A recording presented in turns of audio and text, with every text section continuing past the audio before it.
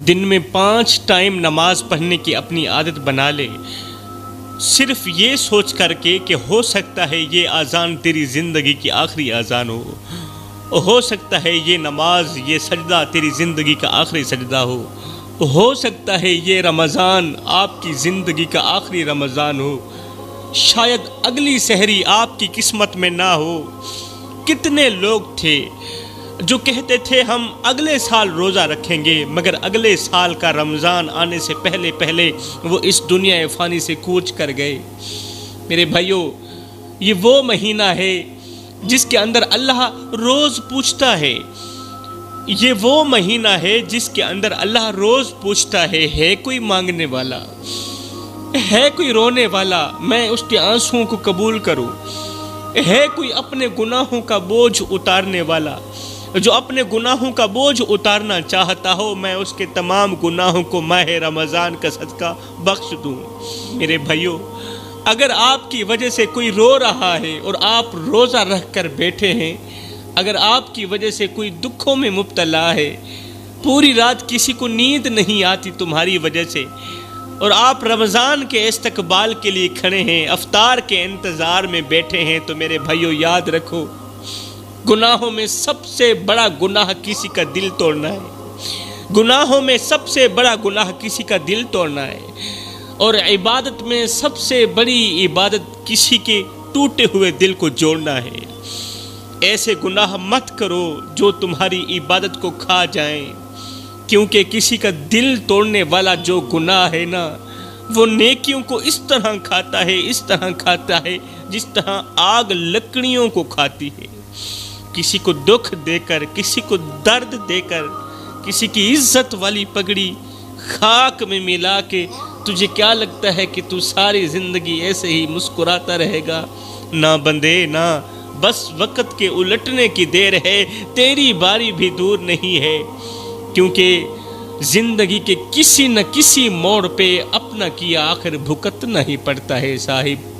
اللہ کے ہاں صرف سجدوں کی تعداد نہیں دیکھی جاتی، دلوں کی حالت بھی دیکھی جاتی ہے۔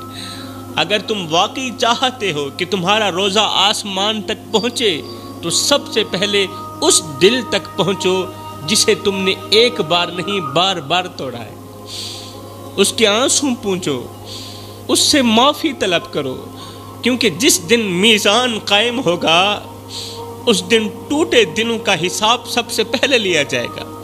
قیامت کے دن ٹوٹے ہوئے دلوں کا حساب سب سے پہلے لیا جائے گا، اور اس دن انسان اپنی نیکیوں کو بچانے کے لیے، اپنے سجدوں کو بچانے کے لیے، اپنا روزہ بچانے کے لیے ترسے گا، مگر کسی کی ایک آہ اس کی پوری عبادت ہلا کے رکھ دے گی۔ سوچو میرے بھائیوں، اگر قیامت کے دن وہی شخص اللہ کے سامنے کھڑا ہو کر کہہ دے، وہ شخص جسے تم نے ساری زندگی ذلیل کیا، بے عزت کیا، اس کی عزت والی پگڑی خاک میں ملائی، اس کا جینا حرام کر دیا، اگر قیامت کے دن وہی شخص اللہ کے سامنے کھڑا ہو کر یہ کہہ دے، یا اللہ اس نے لوگوں کے سامنے میری عزت کو مجروح کیا، اس کی زبان کے سخت جملوں نے مجھے اندر سے توڑ دیا تھا، میرے بھائیوں اس دن نہ تمہاری طاقت کام آئے گی، نہ تمہارا مقام کام آئے گا، نہ تمہارا عہدہ کام آئے گا، نہ تمہاری شہرت کام آئے گی، صرف اعمال بولیں گے۔ اس سے پہلے کہ وقت ہاتھ سے نکل جائے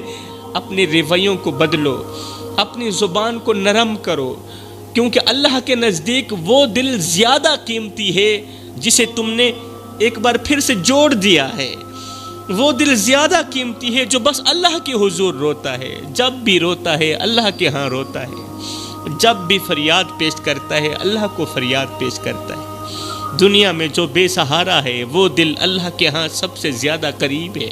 اور میرے بھائیوں، رمضان وہ مہینہ ہے جس کی ایک رات ہزاروں مہینوں سے بہتر ہے، ہزاروں دنوں سے نہیں، ہزاروں راتوں سے نہیں، بلکہ ہزاروں مہینوں سے بہتر ہے ایک رات جس میں آسمانوں کے دروازے کھول دیے جاتے ہیں۔ یہ وہ دروازے ہیں جن دروازوں سے زمین پر رحمت برستی ہے، اور جہنم کے تمام دروازے بند کر دیے جاتے ہیں، جس میں ایک نیکی کا اجر کئی گنا بڑھ جاتا ہے۔ یہ کوئی عام مہینہ نہیں ہے، یہ رمضان ہے، یہ رحمت کا مہینہ ہے، یہ مغفرت اور نجات کا مہینہ ہے۔ میرے نبی نے منبر کی پہلی سیڑھی پر قدم رکھا تو فرمایا آمین، پھر دوسری سیڑھی پر قدم رکھا، پھر بھی فرمایا آمین، پھر تیسری سیڑھی پر قدم رکھا، فرمایا آمین۔ صحابہ کرام نے عرض کی یا رسول اللہ، آج ہم نے آپ سے ایک نئی بات سنی ہے، آپ ہر سیڑھی پر آمین کیوں فرما رہے تھے؟ تو میرے نبی نے فرمایا کہ جبریل علیہ السلام میرے پاس آئے تھے، انہوں نے دعا کی اور ان لوگوں کے حق میں بد دعا کی۔ جبریل نے کہا کہ ہلاک ہو جائے وہ شخص جو رمضان کا مہینہ پائے اور پھر بھی اپنی مغفرت نہ کروا سکے، ہلاک ہو جائے وہ شخص جو رمضان کا مہینہ اپنی زندگی میں پائے اور پھر اپنی مغفرت نہ کروا سکے۔ تو آگے میں نے سیڑھی پر قدم رکھتے ہوئے کہا آمین۔ میرے بھائیوں، غور کرنے والی بات ہے کہ رمضان کی قدر نہ کرنے والوں کو بد دعا دینے والا کوئی اور نہیں، جبریل ہے۔ یہ کوئی عام نہیں، یہ جبریل ہے۔ اور آمین کہنے والی جو ہستی ہے وہ عام ہستی نہیں، وہ اللہ کا محبوب ہے۔ اب بتاؤ ایسا شخص کیسے امن پا سکتا ہے جو رمضان کا مہینہ پائے اور پھر بھی اپنی مغفرت نہ کروا سکے؟ ایسا شخص کیسے امن پا سکتا ہے؟ کیسے سکون پا سکتا ہے؟ رمضان کا احترام نہ کرے، اس کی قدر نہ کرے، سوچو ایسا شخص کس دروازے پر جا کر دستک دے گا؟ وہ کس سائے میں چھپے گا جس کو بد دعا دینے والا جبریل ہے اور آمین کہنے والا اللہ کا محبوب ہے؟ رمضان تو وہ مہینہ ہے جس میں گنہگاروں کو بلایا جاتا ہے، آؤ معاف کر دوں، آؤ تمہیں پاک کر دوں، آؤ تمہارے نام کو بدل دوں۔ پھر بھی اگر کوئی اپنی ضد، اپنی غفلت اور اپنی خواہشات کے پیچھے بھاگتا رہے تو یہ محرومی نہیں تو اور کیا ہے میرے بھائیوں؟ کہیں ہم وہی لوگ تو نہیں جو سحری کھاتے ہیں مگر توبہ نہیں کرتے؟ کہیں ہم وہ لوگ تو نہیں افطار کرتے ہیں مگر دل صاف نہیں کرتے؟ تراویح پڑھتے ہیں مگر زبان سے دوسروں کو زخمی کرتے ہیں، دوسروں کو دکھ دیتے ہیں۔ ڈرو اس لمحے سے جب رمضان ہم سے سوال کرے گا، میں آیا تھا تمہارے پاس، تم نے کیا دیا مجھے؟ تم نے میرا استقبال کیا، چلو تم نے خود کو بدلا، اور اگر اس دن ہمارے پاس جواب نہ ہوا تو آنکھوں کے آنسو بھی کام نہیں آئے گے۔ اس لیے ابھی وقت ہے، ابھی سانس چل رہی ہے۔ چراغوں سے نہ پوچھو کہ باقی تیل کتنا ہے، اور نہ ہی سانسوں سے پوچھو کہ باقی کھیل کتنا ہے، پوچھو صرف کفن میں سوئے ہوئے انسانوں سے کہ عمل زندگی میں اچھا ہو تو کفن میں چین کتنا ہے۔ ابھی وقت ہے، ابھی سانس چل رہی ہے، ابھی دروازہ کھلا ہے۔ کہیں ایسا نہ ہو کہ یہ مہینہ گزر جائے اور ہم ویسے ہی رہ جائیں جیسے پہلے دن تھے، اور ہمارے لیے بھی وہی الفاظ لکھ دیے جائیں جن پر جبریل نے بد دعا کی اور میرے نبی نے آمین کہا۔ میرے بھائیوں، رمضان صرف عبادتوں کی فہرست بنانے کا نام نہیں ہے، یہ اپنے اندر چھپے اندھیروں کو پہچاننے کا مہینہ بھی ہے۔ یہ وہ وقت ہے جب انسان کو اپنے دل کے آئینے کے سامنے کھڑا ہونا پڑتا ہے، پوچھنا پڑتا ہے کہ میں سارا سال کس دھوکے میں جیتا رہا۔ کتنی بار میں نے کہا کہ ابھی وقت ہے، ابھی وقت ہے، توبہ کر لوں گا، ابھی جوانی ہے، بعد میں توبہ کر لوں گا، ابھی زندگی باقی ہے، توبہ کر لوں گا۔ مگر رمضان آ کر یہ سچ دکھا دیتا ہے کہ زندگی کا کوئی بھروسہ نہیں ہے میرے بھائی۔ کتنے لوگ پچھلے رمضان ہمارے ساتھ تھے، آج قبروں میں سو رہے ہیں، آج وہ ہمارے ساتھ نہیں۔ پچھلے سال انہوں نے بھی روزے رکھے تھے، انہوں نے بھی قیام کیے تھے، انہوں نے بھی سحریاں کی تھیں، مگر آج ان کے ہاتھ خالی ہیں۔ مگر ہمارے پاس وقت باقی ہے۔ رمضان تمہیں صرف بھوکا رکھنے نہیں آتا بلکہ تمہیں جگانے بھی آتا ہے، تمہیں یہ احساس دلانے آتا ہے کہ تم بہت زیادہ کمزور ہو، تم محتاج ہو کسی کے، اور تمہارا رب تم سے ناراض بھی ہو سکتا ہے۔ فیصلہ تمہارے سجدوں سے نہیں، تمہارے دل کی سچائی سے ہوگا۔ سجدوں سے فیصلہ نہیں ہوگا، دل کی سچائی سے فیصلہ ہوگا۔ اس لیے اس مہینے کو ایسے پکڑ لو جیسے ڈوبتا ہوا شخص تنکے کو پکڑتا ہے، کیونکہ اگر یہ مہینہ ہاتھ سے نکل گیا اور دل نہ بدلا تو شاید اگلا موقع کبھی نہ ملے۔ میرے بھائیوں، کیا آپ کو پتہ ہے کہ ہمارے پیارے نبی رمضان کیسے گزارتے تھے؟ رمضان میں آپ صرف عبادت نہیں کرتے تھے بلکہ ہر لمحہ یہ ڈر بھی ساتھ رکھتے تھے کہ کہیں امت محروم نہ رہ جائے۔ عبادت تو کرتے ہی تھے، مگر صرف عبادت ہی نہیں کرتے تھے بلکہ ہر وقت، ہر لمحہ، ہر گھڑی یہ ڈر بھی ساتھ رکھتے تھے میرے آقا کہ کہیں امت محروم نہ رہ جائے۔ آپ کی دعاؤں میں اپنا ذکر کم اور گنہگاروں کا ذکر زیادہ ہوتا تھا۔ آپ خود بھوک برداشت کرتے تھے مگر دوسروں کو کھلانے میں سب سے آگے رہا کرتے تھے۔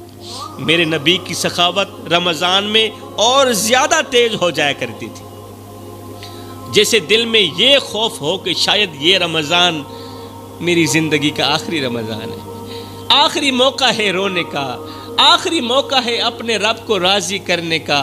میرے بھائیوں، ہمارے پیارے نبی رمضان کو ایسے گزارتے تھے جیسے ایک مسافر آخری رات اپنے گھر پہنچنے سے پہلے جاگ کر تیاری کرتا ہو۔ ایک ہم ہیں کہ ایسے بابرکت مہینے کو بھی عام دنوں کی طرح گزار دیتے ہیں۔ رمضان کے مہینے میں میرا اللہ ہر وقت عرش سے آواز دیتا ہے کوئی مجھ سے بخشش طلب کرنے والا؟ ہے کوئی جو اپنے گناہوں کا بوجھ لے کر میرے دروازے پر آئے اور میں اس کا بوجھ ہلکا کر دوں؟ ہے کوئی جو ٹوٹ کر کہے یا اللہ میں غلط تھا؟ جو ٹوٹ کر کہے، رو کر کہے یا اللہ میں غلط تھا؟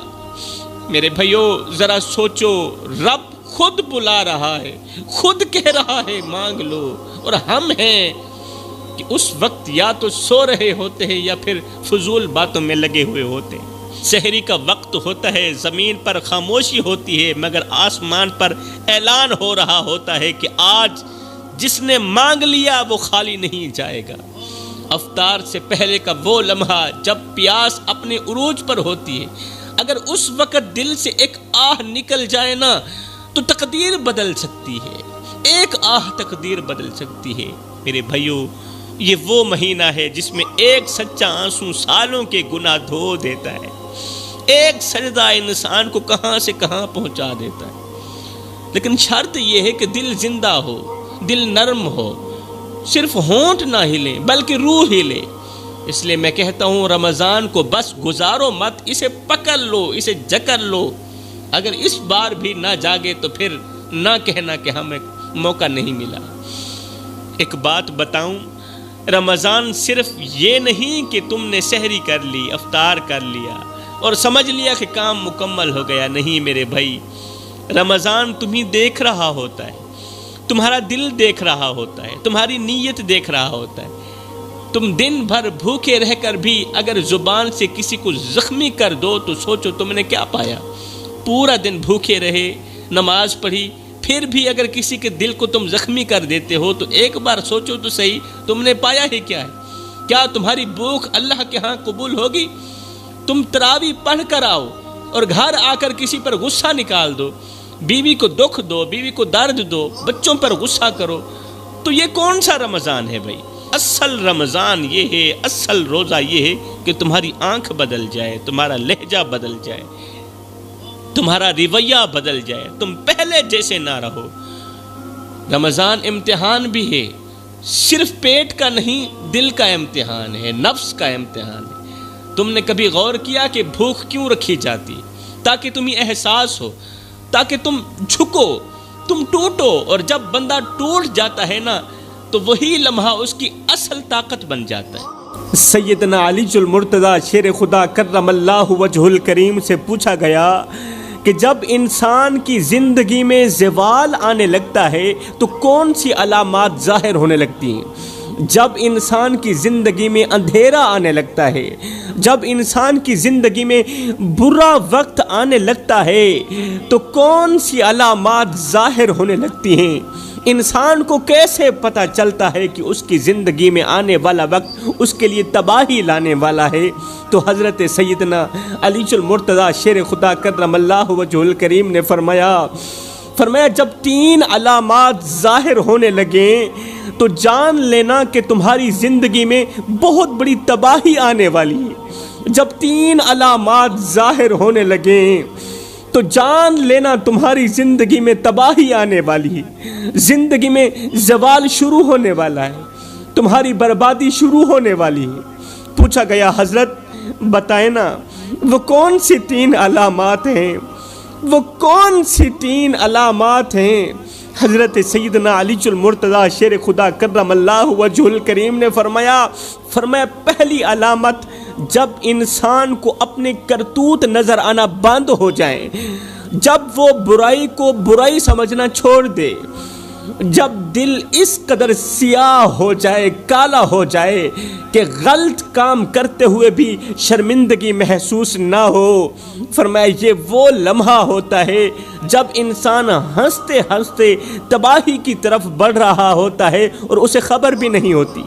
میرے بھائیو، آج حالت یہ ہو گئی ہے کہ ہم گناہ کو گناہ نہیں بلکہ زمانے کا چلن کہہ کر خود کو تسلی دے رہے ہوتے ہیں۔ ہم نماز چھوڑ کر بھی مطمئن ہیں، جھوٹ بول کر بھی مطمئن ہیں، کسی کا دل توڑ کر بھی مطمئن ہیں، اور حیرت کی بات یہ ہے کہ ہم سمجھتے ہیں سب ٹھیک چل رہا ہے۔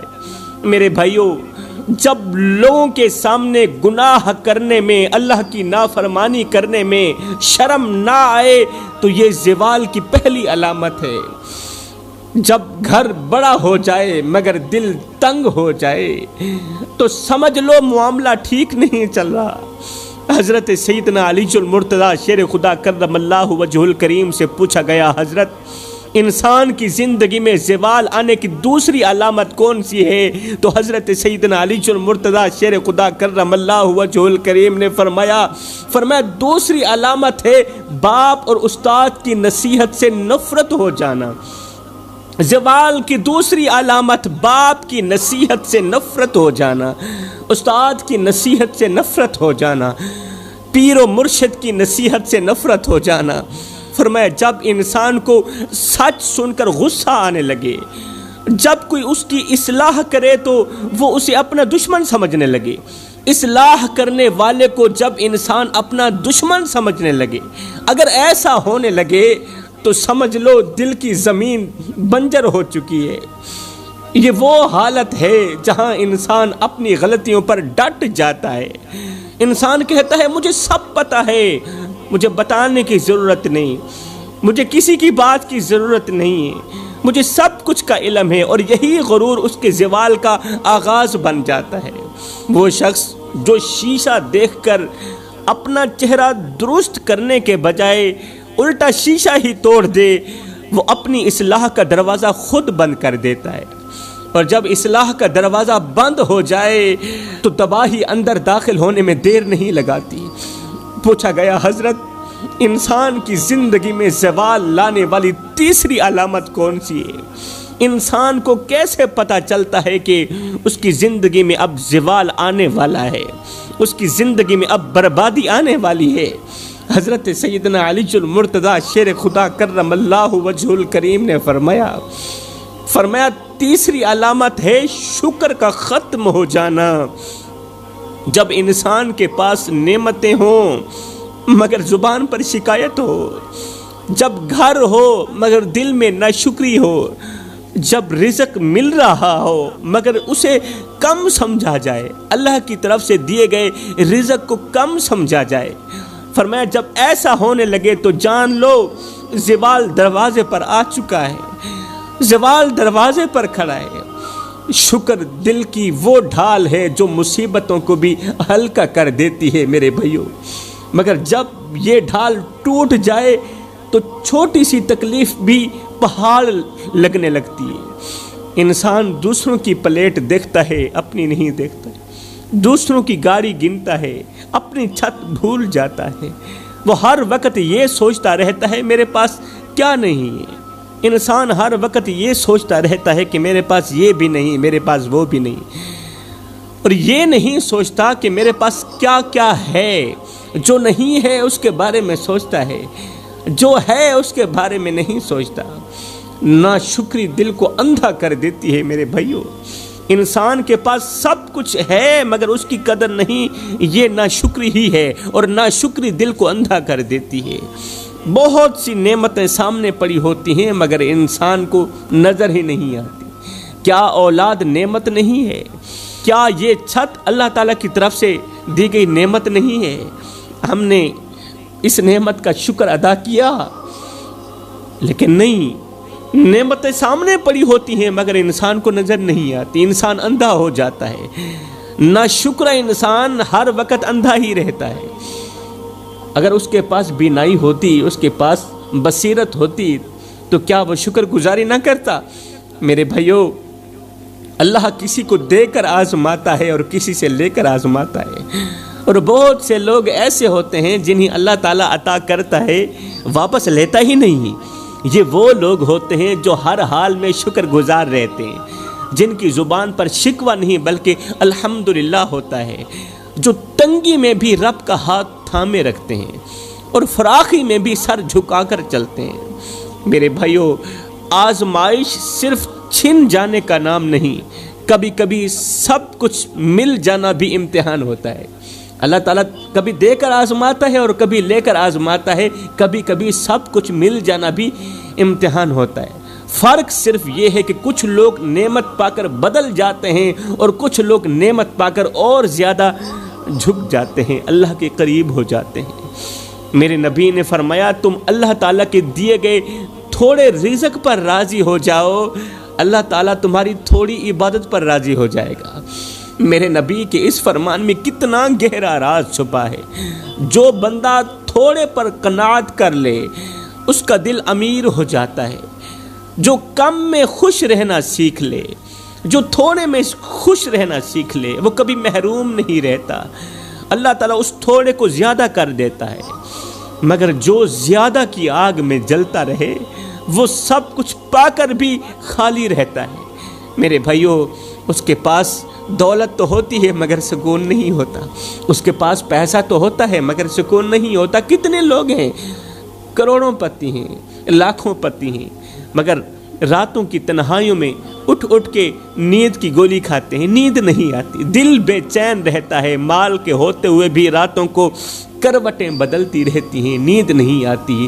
اگر ہمیں بغیر گولی کے، بغیر شربت کے نیند آ جاتی ہے تو پھر اللہ تعالیٰ کی شکر گزاری تو ہونی چاہیے نا۔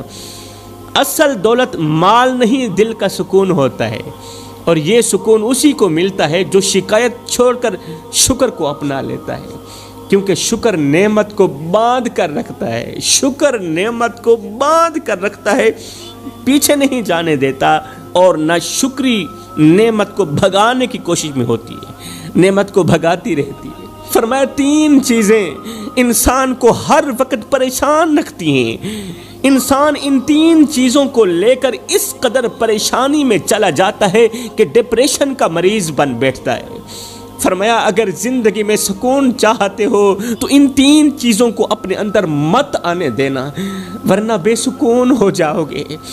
اس قدر بے سکونی پھیل جائے گی کہ ننھے بچوں کی آواز سن کر بھی دل کو سکون نہیں ملے گا، ننھے بچوں کی آواز سن کر بھی نیند نہیں آئے گی، سکون غائب ہو جائے گا۔ پوچھا گیا، حضرت انسان کو بے سکون کر دینے والی وہ تین چیزیں کون سی ہیں؟ فرمایا، پہلی چیز لمبی خواہشات۔ لمبی خواہشات وہ آگ ہے جو انسان کو کبھی مطمئن نہیں ہونے دیتی۔ ایک خواہش پوری ہوتی ہے تو 10 اور جنم لے لیتی ہیں۔ انسان آج کو چھوڑ کر کل کے خوابوں میں ایسا کھو جاتا ہے کہ اس کا حال برا ہو جاتا ہے۔ وہ سوچتا ہے کہ جب مل جائے گا تو پھر مجھے سکون آئے گا، مگر سچ یہ ہے کہ خواہشات کا پیالہ کبھی بھرتا ہی نہیں ہے۔ یہ جتنا بھرو گے اتنا خالی محسوس ہوگا۔ میرے بھائیو، لمبی خواہشات انسان کو ناشکرا بنا دیتی ہیں۔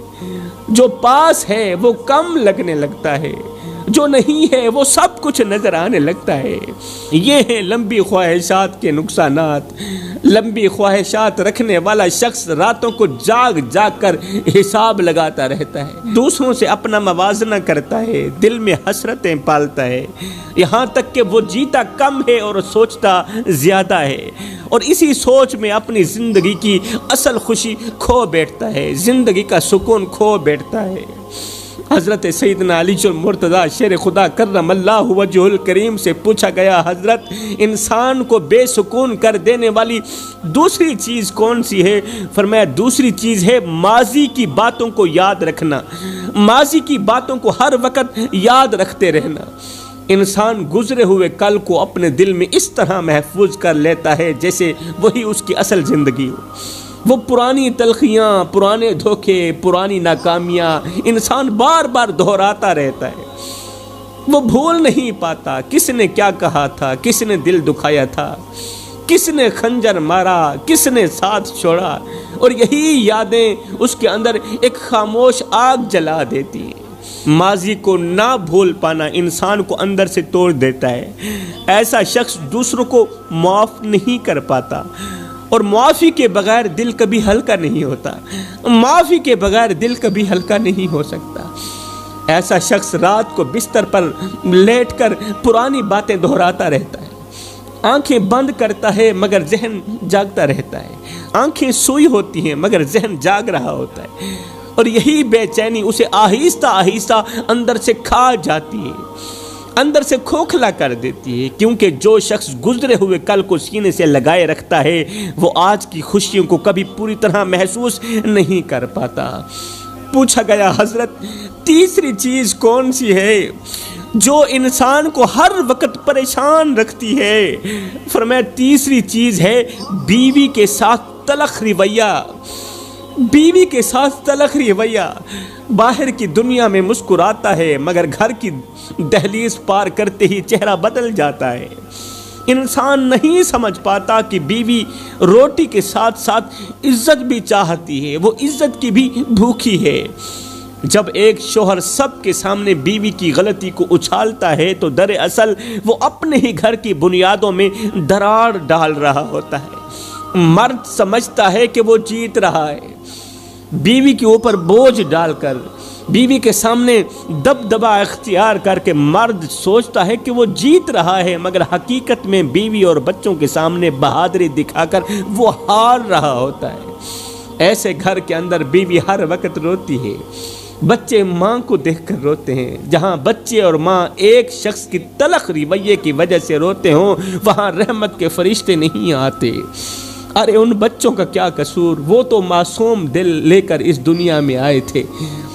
ایسے بچے بڑے ہو کر بھی ماں کی چیخوں کو یاد رکھتے ہیں، ایسے بچے بڑے ہو کر بھی ماں کی چیخوں کو نہیں بھول پاتے، بڑے ہو کر بھی باپ کو ظالم ثابت کرنے کی کوشش کرتے ہیں۔ خدا را میرے بھائیو، اگر گھر کو جنت بنانا چاہتے ہو تو اپنے بچوں کے ساتھ، اپنی بیوی کے ساتھ محبت سے پیش آؤ، نرم لہجہ اختیار کرو، مسکرا کر بات کیا کرو اپنی بیوی سے، مسکرا کر بات کیا کرو اپنے بچوں سے، کیونکہ گھر دیواروں سے نہیں رویوں سے بنتا ہے۔ ایک سخت لفظ پورے دن کی خوشی چھین لیتا ہے۔ بیوی کے سامنے بولا گیا ایک سخت لفظ پورے دن کی خوشی کو چھین لیتا ہے، اور ایک پیار بھرا جملہ برسوں کی تھکن اتار دیتا ہے۔ اگر گھر میں ڈھیروں برکتیں لانا چاہتے ہو تو شکر کو اپنا لو، جو ہے اسی پر راضی رہو، جو نہیں ہے اس کے لیے صبر کرو۔ اللہ سے مانگو، ضرور مانگو، مگر صبر کے ساتھ، کیونکہ شکر نعمتوں کو بڑھاتا ہے اور ناشکری سکون کو بھی کھا جاتی ہے۔ اگر زندگی میں سکون چاہتے ہو، آرام کی نیند چاہتے ہو تو لمبی خواہشات ذہن میں مت ڈالا کرو۔ ہر وقت کل کے پیچھے بھاگتے رہو گے تو آج کھو بیٹھو گے، آج کا سکون بھی کھو بیٹھو گے۔